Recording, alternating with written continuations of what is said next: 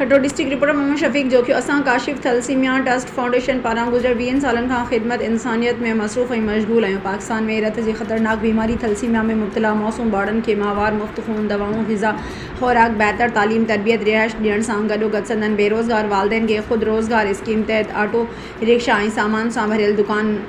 नुमा हलंदड़ फिरंदड़ गाॾा ॾेई रोज़गार फ़राहम करण सां गॾोगॾु पूरे पाकिस्तान जे बेघर ख़ानदाननि खे मुफ़्त घर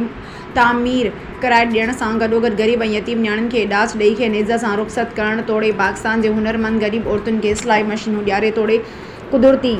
आफ़तुनि ज़लज़लनि तूफ़ाननि ऐं ॿोॾियुनि ऐं बरसाति में पिणु मुतासिर माण्हुनि खे रेस्क्यू ऐं रिलीफ करण ख़ेमा बत्तियूं क़ाइमु कंदे ग़रीब मुतासिरनि जी सहायता पिणु कंदा रहंदा आहियूं। अहिड़ो इज़हार Kashif Iqbal thalassemia trust centre पारां हालिया बरसातनि तोड़े सैलाब में सिंध बलूचिस्तान में पंहिंजी टीमुनि वसीले मुतासिर माण्हुनि खे रेस्क्यू कंदे खेनि रिलीफ ॾेई खेनि महफ़ूज़ हंधनि ते ख़ैमा बत्तियुनि तोड़े पकनि घरनि में मुंतक़िल कंदे खेनि ग़िज़ा खाद ख़ुराक इलाज दवाऊं फ़राहम करण लाइ जल्द मैदान में अची रहिया आहियूं। उन करे पाकिस्तान जे समूरे साहिब हैसियत तोड़े मख़ीर हज़रात खे पिणु हिन कार ख़ैर इंसानी तोड़े समाजी भलाई ऐं ख़िदमत में अॻियां अची असांजो साथ ॾेई ॿोॾि ऐं तूफ़ानी बरसातनि जे ज़िद में आयल तोड़े मुसीबत मारियल ग़रीब अवाम जी मदद में वारसी करियूं।